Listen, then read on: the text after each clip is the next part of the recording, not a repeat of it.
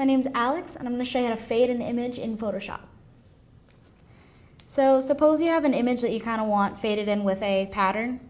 So I'm going to drag my image in, and right away it's already bigger than, it's just already dominating the whole palette. So I'm going to right click, rasterize layer, and then I'm going to just change my opacity around.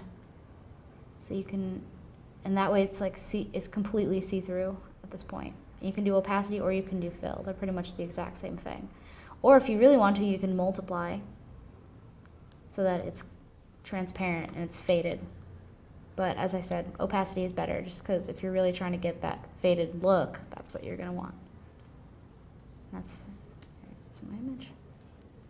My name is Alex, and this is how you fade an image in Photoshop.